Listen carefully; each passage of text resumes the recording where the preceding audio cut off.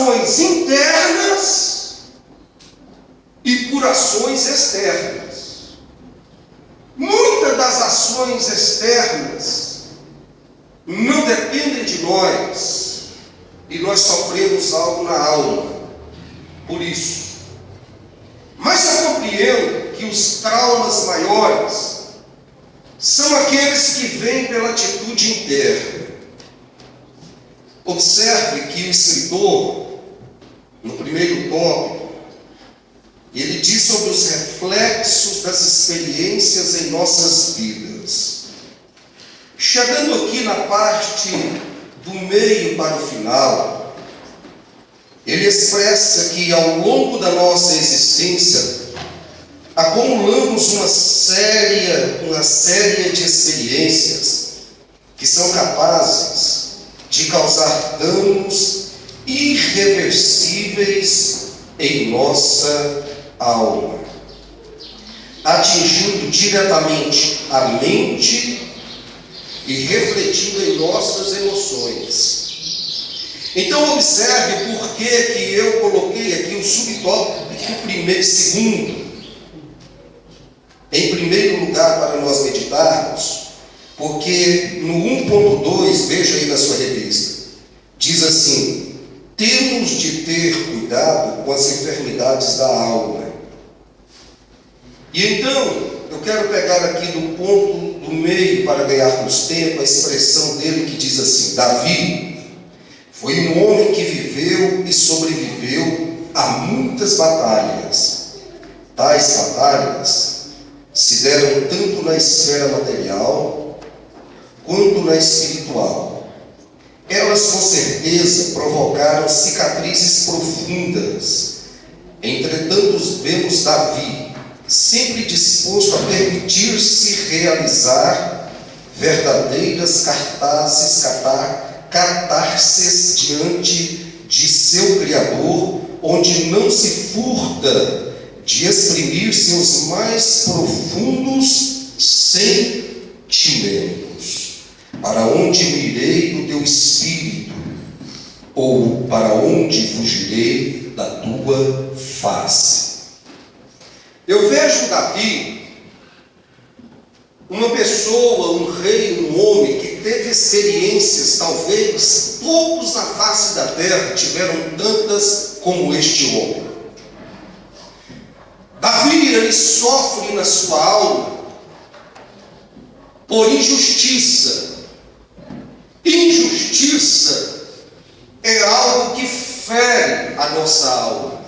Ora, Davi era um rapaz humilde, Davi era um rapaz simples, Davi era um moço que estava cuidando do seu rebanho, do rebanho de seu pai, um moço dedicado ao ponto de arriscar a sua própria vida, indo num leão, indo num urso, para proteger o rebanho de seu pai.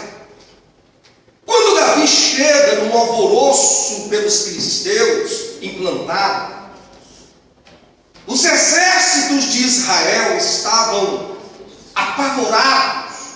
Chega ali um rapaz simples, humilde, e ele pergunta o que estava acontecendo ali.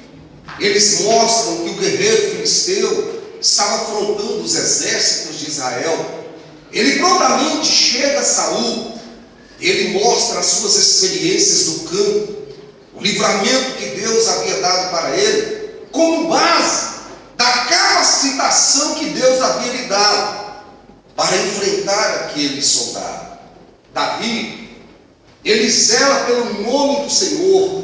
Ora, todas as vezes que nós praticamos boas ações, pastor Sérgio, nós sempre vamos esperar boas recompensas.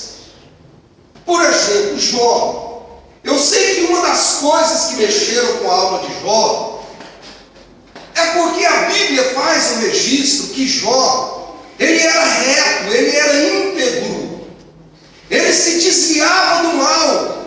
Ora, quando eu e você estamos numa vida, se praticarmos uma vida errada, uma vida de pecado, então nós vamos temer sim uma reação. pelas obras que nós estamos praticando. Há uma expectativa de juízo, porque temos a consciência de que estamos vivendo uma vida errada.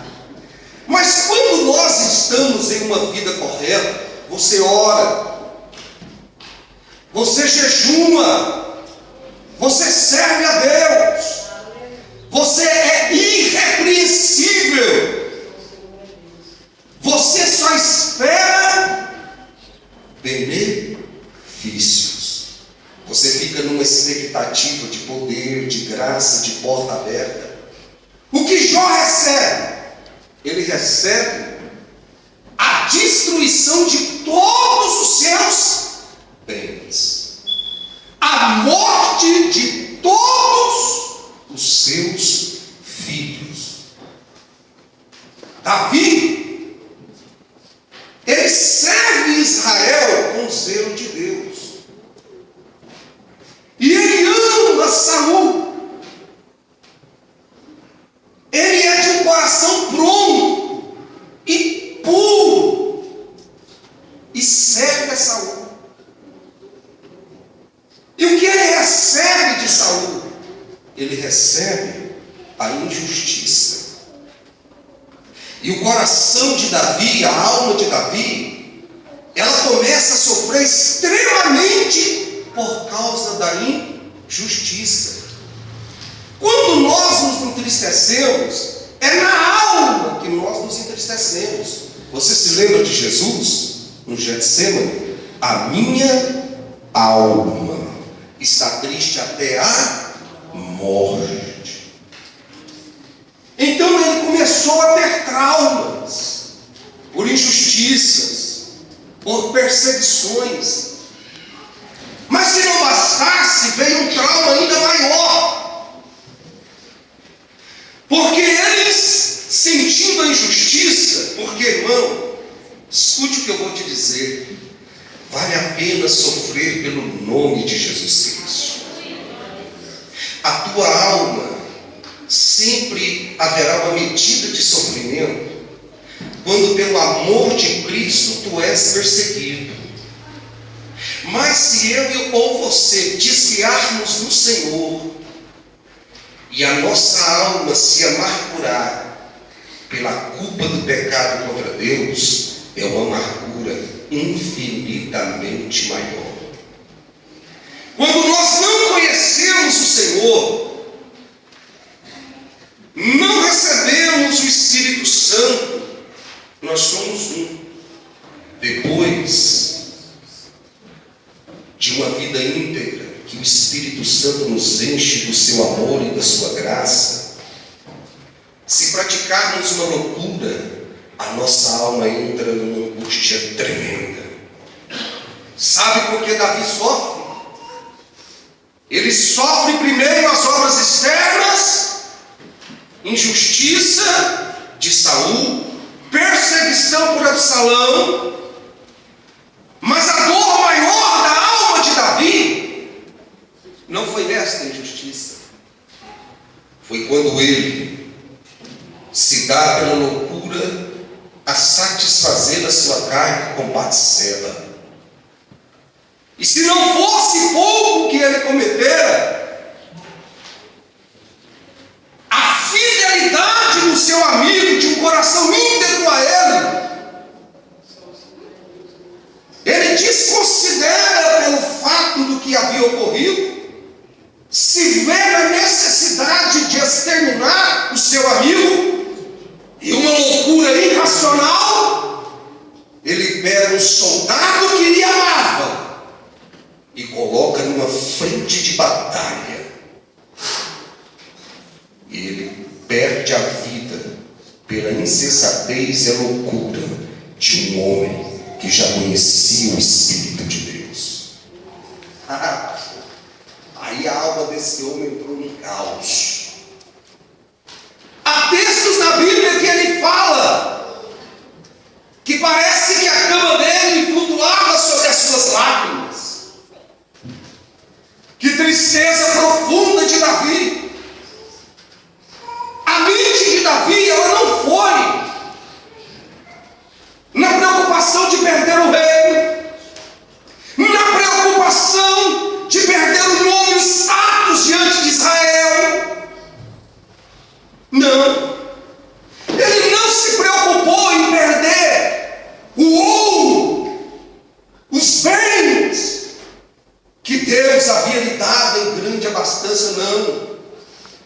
sua alma cheia de agonia. No Salmo 51 ele diz: Senhor, não retire de mim o teu Espírito Santo. Não retire de mim o teu Espírito Santo. Não há riqueza maior para mim, Deus. Me perdoa pela minha loucura e pela minha insensatez e restaura-me. Volta a trazer a minha alma, Deus. A alegria da tua salvação. Quem pode levantar a mão e adorar o nome do Senhor nessa manhã? Quem já está entendendo que Deus está falando conosco, dê glória ao nome de Jesus. Então o que Davi faz? Então você vai entender por que eu fiz a inversão aqui nesses subtópicos. Porque o terceiro também fala da gravidade do sentimento de culpa. Se você é um bom analista, você observou que eu já estou trabalhando toda a lição de uma forma bem detalhada. Então observe isso. 1.1 diz: o Senhor conhece as palavras no interior do nosso coração. E o escritor colocou que Jeová, Ele é capaz de conhecer o seu interior, mesmo que não haja, mesmo que não seja revelado verbalmente. Vamos ler isso? Você achou aí? É a terceira frase em seguida. 1.1, a terceira frase abaixo. Jeová, viu aí? Leia comigo. Jeová, todos. Jeová é capaz de conhecer o seu interior, mesmo que não seja revelado verbalmente. Escute isso. Lucas capítulo 7, dos versículos de números 36 ao de número 50, há uma história muito conhecida dos santos. Uma pecadora que ungiu os pés de Jesus. Escute isso. Há uma mensagem que Deus me deu, que eu coloquei o título nela de A Voz das Lágrimas. Diga comigo: a voz das lágrimas. Sabe o que é mais interessante aqui nesse texto? Este texto, do versículo 36 ao 50, é todo o registro da história dessa mulher que unge os pés de Jesus. Eu não sei se você já teve a curiosidade de observar que em todo esse texto aqui, você não vai ouvir uma letra na boca dessa mulher. É interessante, talvez você não tenha percebido isso. Ela não fala uma palavra.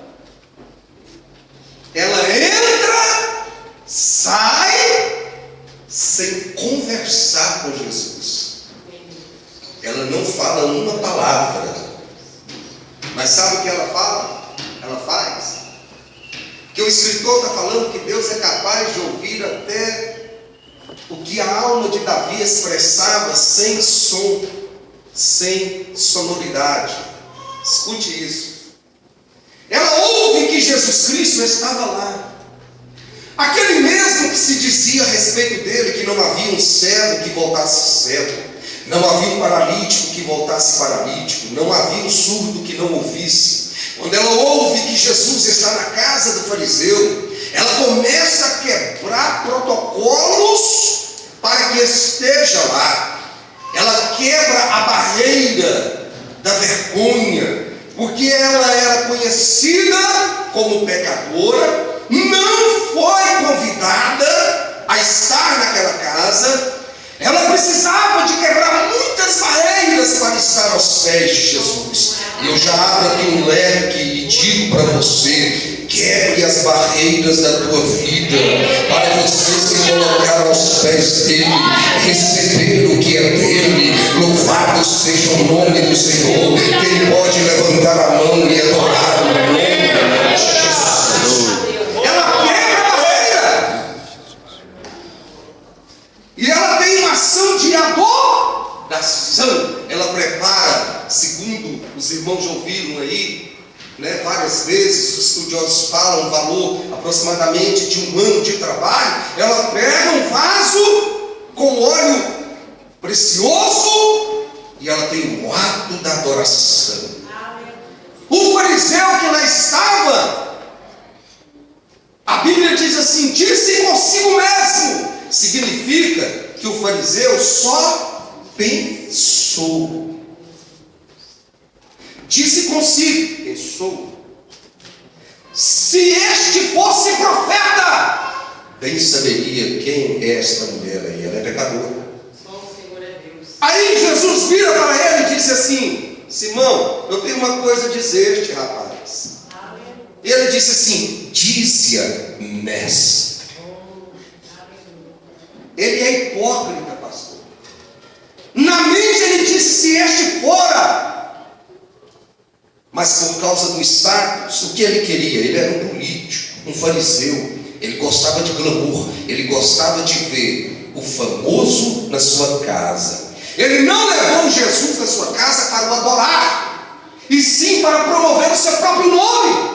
Sabe por quê? Jesus disse assim, eu entrei em tua casa, Simão, e tu não me lavaste os pés com água, Simão. É o costume do nosso povo, mas você não fez isso. Agora esta mulher que tu está julgando pecadora, ela não cessa de regar os meus pés, mas não com água, mas sim com lágrimas. Louvado seja o nome do Senhor. Simão, eu entrei na tua casa e você não me deu o costume do nosso povo, que é dar um beijo na nossa face. Você não me deu o osso, essa, no entanto, ela não está beijando o meu rosto, não, Senhor. Ela está na humilhação, beijando os seus pés, chorando e enxugando com seus próprios cabelos. Louvado seja o nome do Senhor.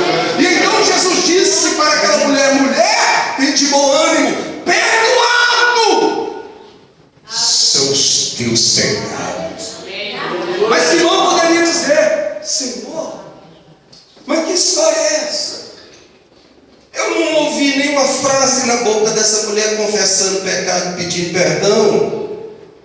Mas Jesus poderia dizer para ele, há uma voz que só o Pai e eu ouvimos. É a voz das lágrimas.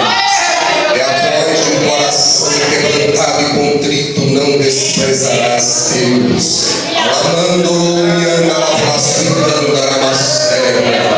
Quem pode levantar a mão nesta manhã e adorar o nome dele? Você está chorando, tem socorro para você. Você está chorando, Deus conhece a voz das tuas lágrimas.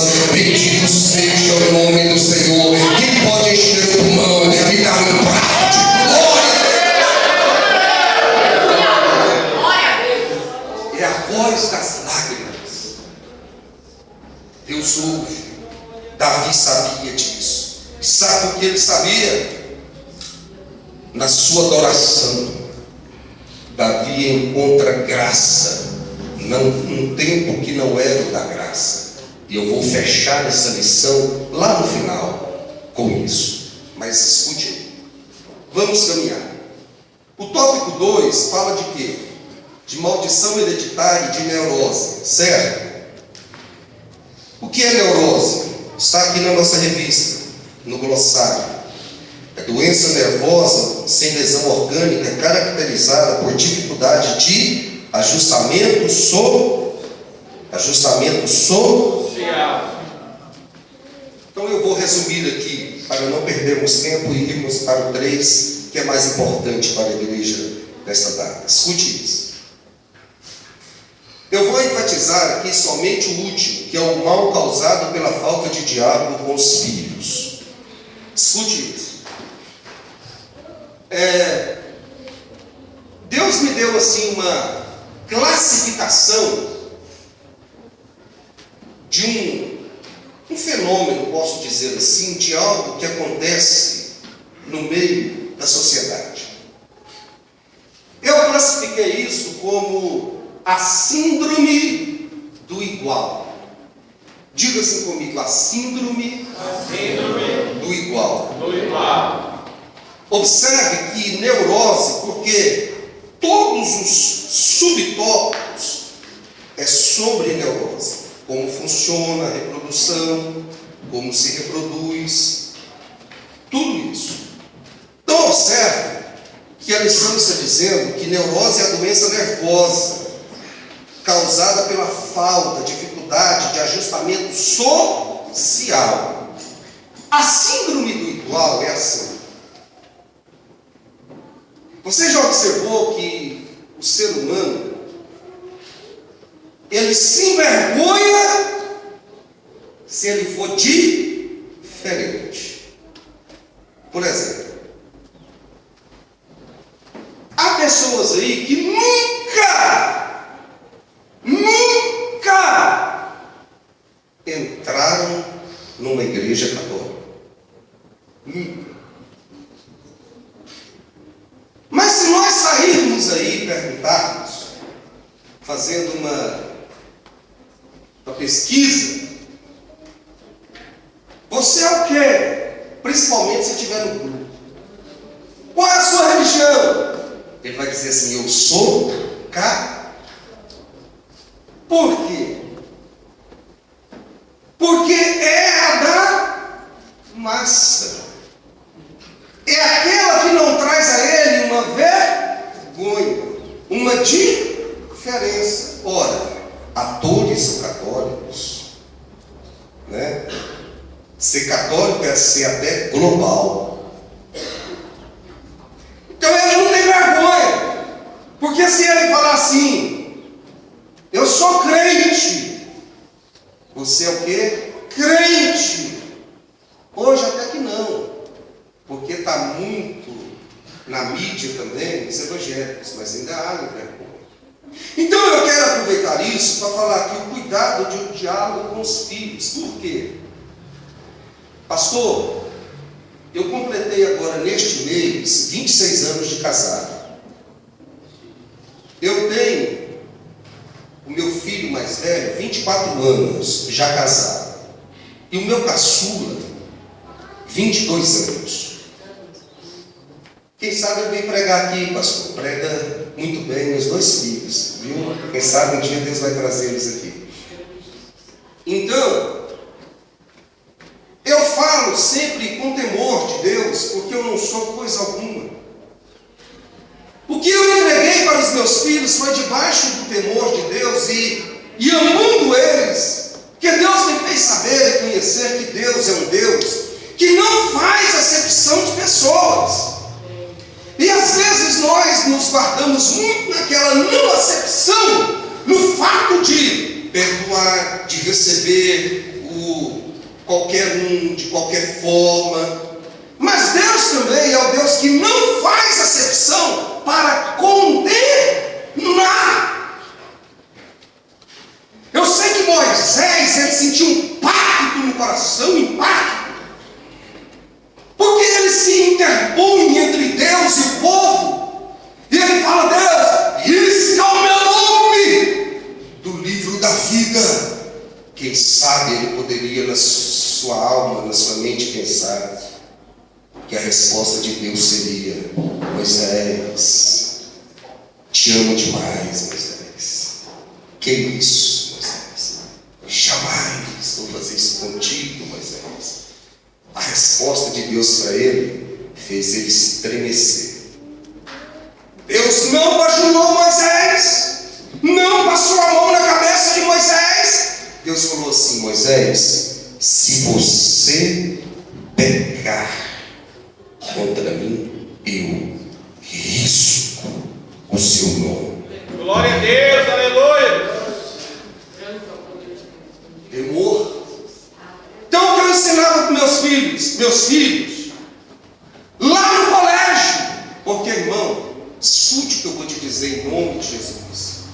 É importantíssimo você trazer os seus filhos à escola dominical. É importantíssimo, mas numa escala de 0 a 100%, seria só 5%, 95% é você lá na sua casa. olhando para trás, que ele é criança. Entendeu? Ele não está com a mente dele ligada ao que eu estou falando, ele é criança. Então a mente dele está despercebida, certo? Então lá na sua casa você tem que pegar o seu filho ainda muito pequeno, sentar ele na sua frente, falar: olha para mim, e começar a ensinar. Eu sei que eu sou criticado pela minha forma de expressar, que eu vou dizer agora, mas eu conhecendo a Deus como eu conheço, o poder de Deus, da palavra de Deus na vida dos meus filhos, para a glória de Deus, fez com que eles estejam lá de pé, servindo ao Senhor, com o desejo só de ser cheio do Espírito Santo, cheio da graça, cheio de poder. O meu filho caçula foi criticado pelos amigos, porque eu ensinei para ele sempre a seriedade que é um namoro. Não seja influenciado porque tem que namorar, chegou a idade de namorar, não. Eu orientei ele bastante sobre isso. Ele só foi namorar com mais ou menos 20 anos de idade, criticado, porque até nisso, infelizmente, sofremos, os jovens sofrem, porque ele entendeu a seriedade. Eu sempre mostrei para ele.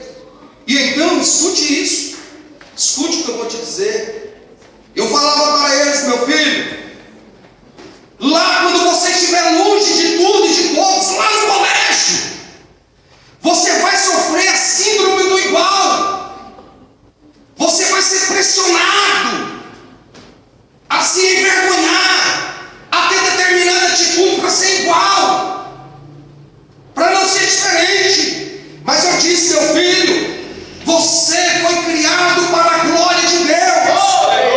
Eu dizia para eles, e nisso aqui eu sei que muitos me acham radical, mas Deus sabe porque eu dizia. Eu falava: meus filhos, Deus, a Bíblia diz, Ele é amor, mas Ele também é fogo consumidor.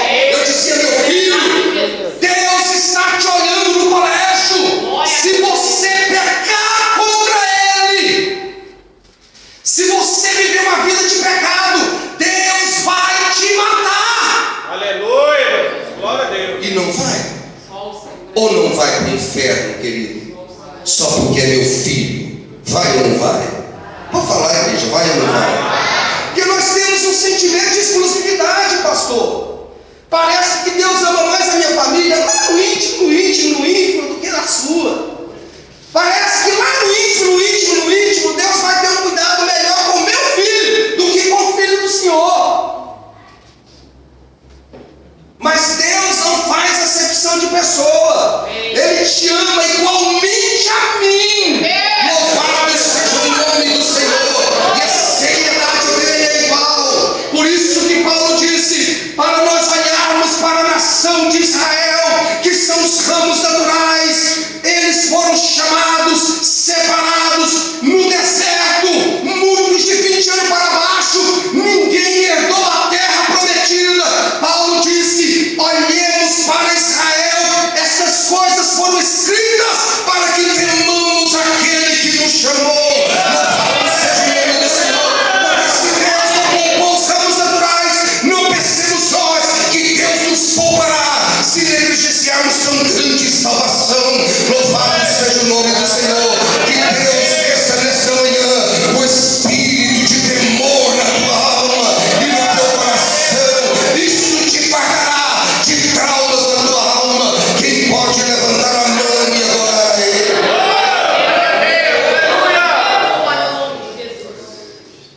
Cuide do seu filho. Ensine o seu filho.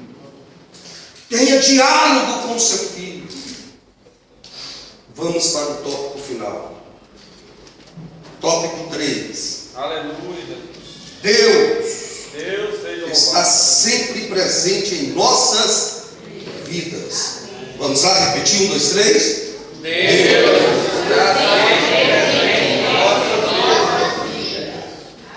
O 3.1 fala-nos assim: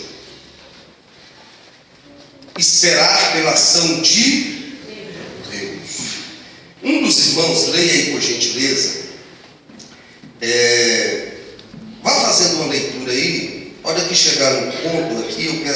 para parar. A um dos irmãos, irmão e irmã, leia, por favor, esse 3:1. O texto de 1 Samuel, capítulo 25, mostra-nos que em alguns momentos a ira tomava conta do coração de Davi. Em sua vida não havia sido fácil. Sempre esteve se deparando com situações limites, quando a melhor atitude parecia sempre partir para o ataque. Nesse momento, ele já teria tomado a sua decisão. No entanto, ouviu a mulher de Nabal. Amém. Até. Amém. Glória a Deus. Aleluia. Davi, ele tinha a deficiência do impulso. Impulso é seríssimo, nós contemos. O domínio próprio dado pelo Espírito Santo é para nós glorificarmos a Deus. Quantas vezes somos tentados, mesmo num trânsito, uma pessoa que fecha, uma pessoa que usa uma palavra indevida, uma pessoa que tenta te tentar. Por isso, é muito vergonhoso quando eu vejo algum irmão dizendo ainda que ele é nervoso, que ele é violento, que ele isso, que ele aquilo. É triste.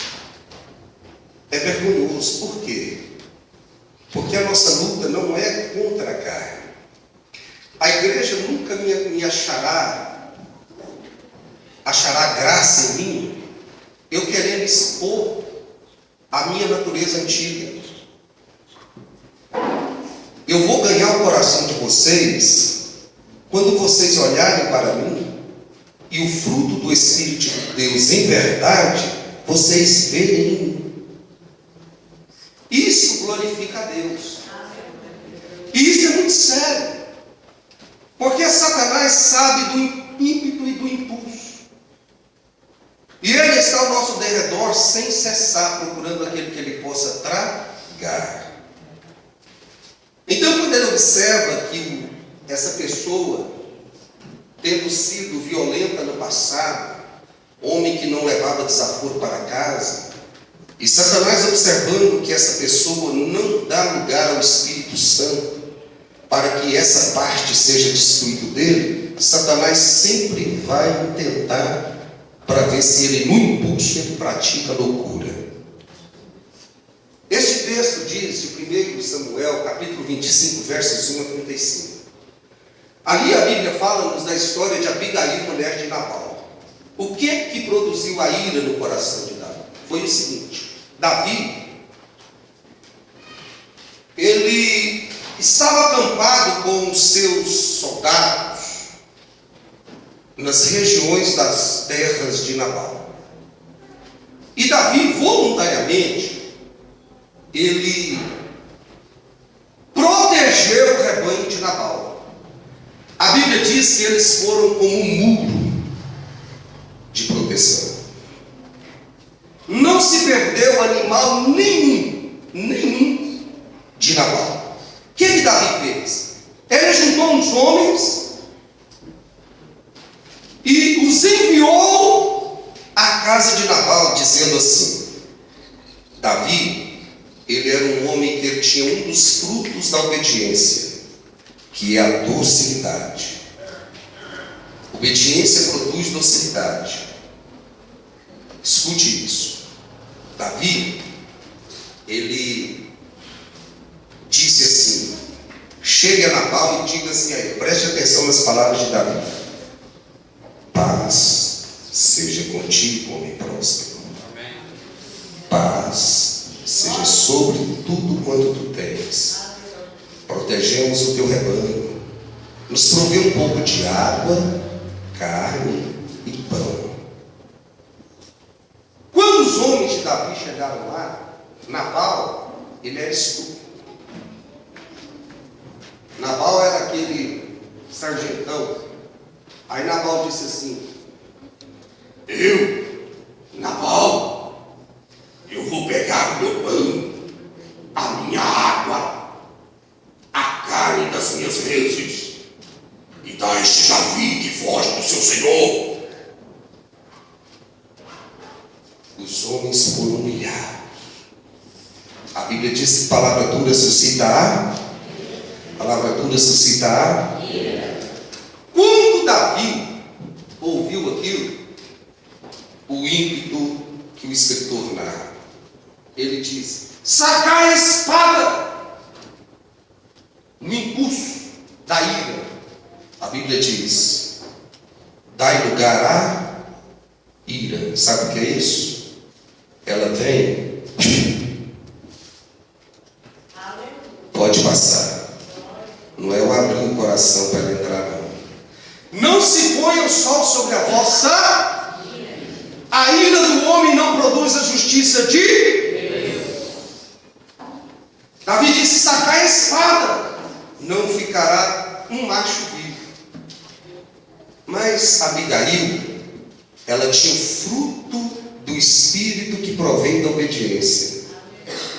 Ela disse assim, ela ouviu que a morte vinha, preparou os homens, ou melhor, presentes enviou, chegou diante de Davi e usou uma arma poderosa, irmã, para você usar na sua casa, pais, para os seus filhos.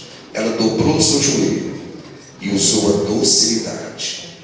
Ela disse assim: ó Davi, bem sei que o Senhor te constituiu rei.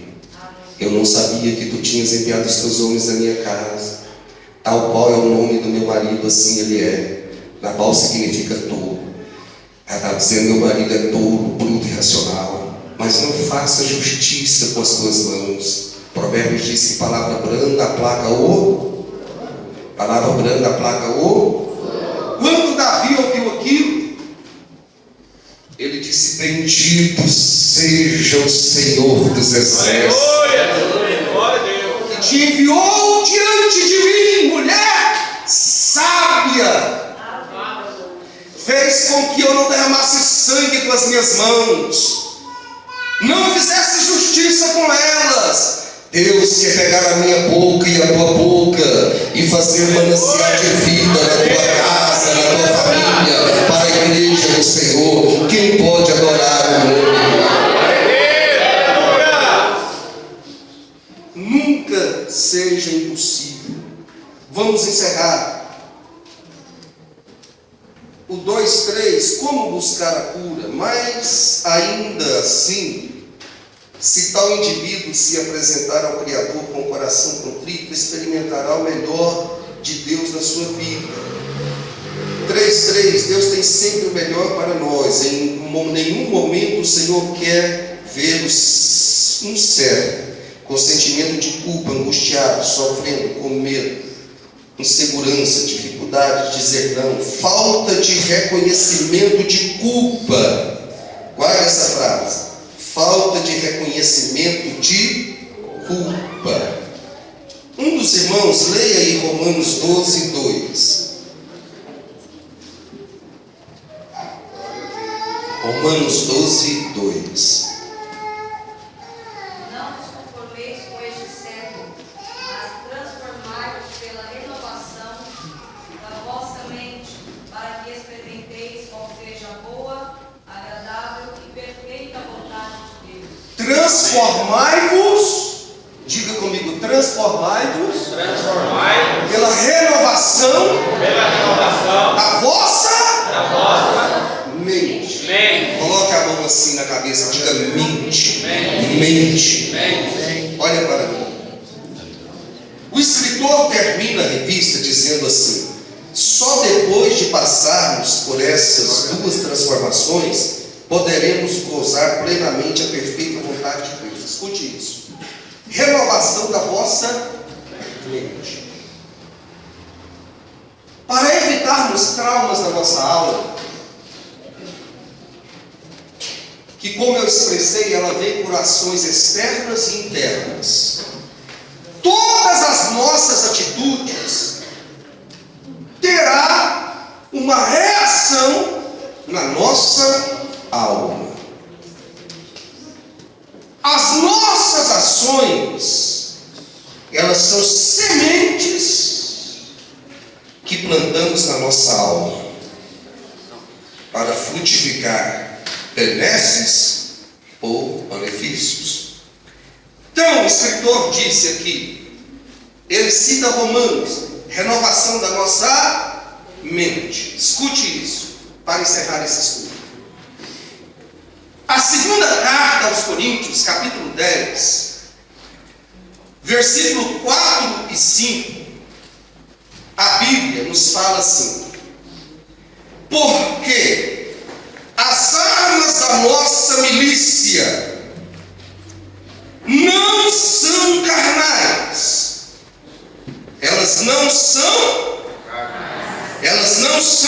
carnais, e sim poderosas em Deus, para destruir fortalezas, anulando o nosso sofisma. Sofisma é argumento falso, raciocínio defeituoso, feito intencionalmente para induzir os santos ao erro. O verso 5: e toda altivez que se levante contra o conhecimento de Deus, e levando cativo todo pensamento à obediência de Cristo. Repita comigo essa última frase: e levando cativo todo pensamento à obediência de Cristo. Vamos lá, 1, 2, 3. E levando cativo todo pensamento à obediência de Cristo. Escute isso. O que é que Paulo descobriu? Assim como a morte vem por ações que se desencadeiam. Por exemplo, Gênesis, Caim e Abel. Deus recebe a oferta de Abel, rejeita Caim. No pensamento, Caim disse: vou matar o meu irmão. Porque não há ação. Escute isso. Não há ação sem que antes passe pelo processo do pensamento, ainda que seja rápido. Te mostrei minha revista. Voltei. Foi menos de 3 segundos. Mas antes desses 3 segundos eu pensei: vou pegar a revista, vou apresentar para exemplificar o que quero pregar e voltar lá mesmo. Eu pensei antes da ação. Caim disse: vou matar. Deus disse: o pecado já sai. Porque a Bíblia diz assim: todo homem ele é tentado pela cobiça. A cobiça gera o pecado. Pecado consumado gera uma ação que se desencadeou. Pecado já porta. Interessante que Deus não disse assim: detenho todo o poder no céu e na terra e vou arrancar esse sentimento de você, não. Deus disse: cabe a você dominá-lo. Caim deu vazão, matou, sua alma se angustiou. Maldito serás sobre a terra. Tu plantou morte, colherá amargura de alma, maldição. O que é que Paulo descobriu? Assim como a morte vem de um processo que desencadeia, a obediência desencadeia virtudes que são poderosas em Deus para destruir fortaleza e anular sofisma. Ele disse: leve o seu pensamento à obediência. Você se lembra de Filipenses 2? Tende em vós o mesmo sentimento que houve em Cristo Jesus. Não julgou como usurpação ser igual a Deus, esvaziou-se a si mesmo, tomou a forma de homem, foi obediente até a morte, morte de cruz. Ele foi obediente. O que acontece? Jesus se submeteu. Um dos frutos da obediência é a submissão. Submissão é a adesão espontânea e voluntária da minha vontade, para que eu me submeta a outrem. Exemplo, se sou membro aqui, eu vou me submeter ao pastor Sérgio Murilo, para eu ser feliz, bem-aventurado, sujeitai aos vossos pastores, sejais a eles submissos, velo sobre a vossa alma, como aquele que tem que apresentá-la reta e pura diante de Deus. A minha insubmissão a Ele será uma barreira para a minha vida, meu ministério, alegria na minha alma. Se eu me levantar contra Ele, porque não concordo com alguma coisa que Ele fala, algum ponto que Ele coloca, eu não vou ser feliz, porque à medida que eu me sobemercer sobre Ele, automaticamente eu estou com as minhas ações me colocando contra Deus, contra a palavra que está dizendo que eu tenho que ser submisso, eu tenho que amá-lo. Então não há felicidade quando as minhas ações são contra a soberania de Deus e a sua palavra. Se eu quero ser feliz, eu vou me submeter. Submissão, adesão espontânea e voluntária da minha vontade. Paulo entendeu isso. Aí Paulo disse assim: olha, eu não faço mais o que quero, eu não vivo mais como eu quero, eu sou escravo de Jesus Cristo, já não mais vivo eu,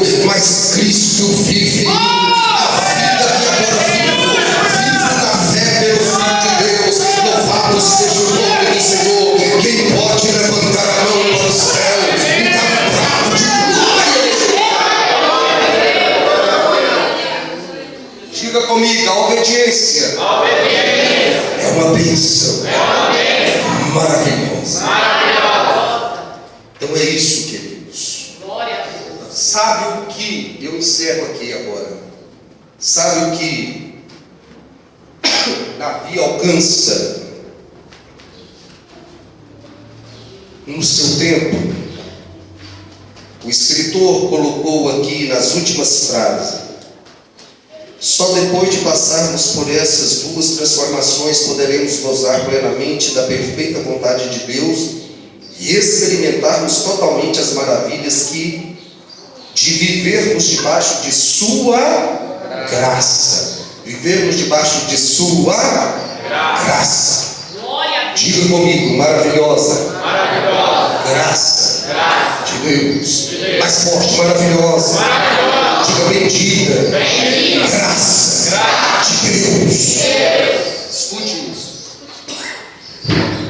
Davi é um homem que, em época de lei, ele alcança a graça. Há um texto que diz assim, porque a graça, ela não age só naquela questão do perdão. A Bíblia diz assim: a multiforme graça. A multiforme graça. Romanos capítulo 20, versos 20 e 21, a Bíblia apresenta a graça como perdão maior do que a minha culpa e meu pecado. Onde superabundou o pecado, onde abundou o pecado, superabundou a graça. Mas, 1 aos Coríntios, capítulo 15, verso 8, 9 e 10, Paulo apresenta-nos a graça de um jeito diferente. Paulo disse assim: não sou digno de ser chamado apóstolo. Por quê? Porque persegui a igreja de Deus. Fui gerado como fora de tempo. Porém, trabalhei muito mais do que todos os outros apóstolos. Porém, não eu, mas a graça de Deus. Glória a Deus. Paulo apresenta-nos a graça como um agente capacitador para o exercício do ministério. Encha-se da graça, querido. Ela vai te exaltar, ela vai te abençoar, ela vai te fortalecer. Sabe uma das grandes virtudes de Davi? Sabe por que Deus livrou ele dos traumas da sua alma? Porque a Bíblia diz assim: Davi, um homem segundo o meu coração. Sabe qual é a definição que eu tenho disso aqui? Deus não estava dizendo assim: Davi tem um caráter tão irrepreensível que não irá pecar ou fazer uma loucura. Não, porque Deus sabia que ele iria praticar loucura. Não é isso. Deus estava dizendo assim: Davi, ele tem o coração exatamente como eu quero que o homem tenha. Sabe por quê? Porque ele, na sua autoridade de rei, quando o profeta chega e faz o paralelo entre o rico com muitas ovelhas, o pobre com uma só, o rico rouba a ovelha, mata o dono, Davi se ira. O profeta fala: é você. Ele não usou da autoridade de rei para dizer assim: vou te matar, você está mentindo, negar o seu pecado. Não, ele coloca a sua boca no pau, ele confessa o seu pecado. Davi era um homem que, quando errava, ele não punha culpa no outro e nem dizia que ele não havia pecado. Ele era sincero, ele dizia: eu pequei, eu sou miserável, Deus tenha misericórdia de mim. Então Deus o amava por causa da sua sinceridade. Então ele alcança graça, ele alcança favor. A graça, ela é linda. Eu vou fechar aqui fazendo um paralelo para você entender. Deus tratou com o homem em tempos e épocas distintos. Esses tempos e épocas são chamados de dispensação de tempos. Eles são inocência, consciência, governo humano, patriarcal, lei, graça que estamos vivendo e milênio que virá. E a Bíblia faz um paralelo lindo entre lei e graça. Quer ver? João capítulo 1, verso 17. A lei veio por Moisés, a graça veio por nosso Senhor e Salvador Jesus Cristo. Segunda carta aos Coríntios, capítulo 3, verso 7. A lei, ela é chamada ministério de morte. Verso 8. A graça, ela deu um ministro, o Espírito de Deus. É o ministro da sua própria graça. Êxodo capítulo 32, versículo 28. 3.000 homens morrem por causa da idolatria. A lei que vem sentenciar o culpado e levá-lo à morte. Aleluia. Graça. Atos capítulo 2, verso 15 a seguir. Pedro se levanta e prega. Começo da lei, 3.000 mortes. Começo da graça, quase 3.000 almas se convertem ao Senhor Jesus. Lei. Os inimigos de Jesus podem pegar uma mulher em flagrante adultério e levaram à presença de Jesus e citaram Levítico 20, verso 10. E falaram assim: Senhor, a lei diz que quem adulterar tem que morrer. Tem que morrer. Essa mulher foi pega em flagrante adultério. E o Senhor, que manda fazer com ela? A Bíblia diz assim, que Jesus lhes disse: aquele que não tiver pecado, atire a primeira pedra. Dos mais velhos todos foram embora, fica sua mulher e Jesus. Quem sabe a mulher tinha filhos e no caminho dizia: nunca mais verei os meus filhos, transgredi contra a lei de Deus. A sua alma estava amargurada até a morte. Ela só esperava a pedrada na face. Mas quando ela abre os seus olhos, o que ela vê diante da sua face? Ela viu o rosto de Jesus, não dela. E Jesus lhe pergunta: mulher, onde estão os teus acusadores? Ninguém te condenou? Ela disse: não, ninguém. Jesus lhe disse: nem eu te condeno. Vai em paz, não peques mais. Sabe por quê? A lei condena e mata, mas a graça perdoa e traz a vida. Levante a mão para o céu, diga comigo nesta manhã: sobre a minha vida, sobre a minha alma, sobre as feridas da minha alma, há perdão e a vida. Diga mais forte: há perdão e a vida. Diga: a graça de Deus, ela está aqui nesta manhã.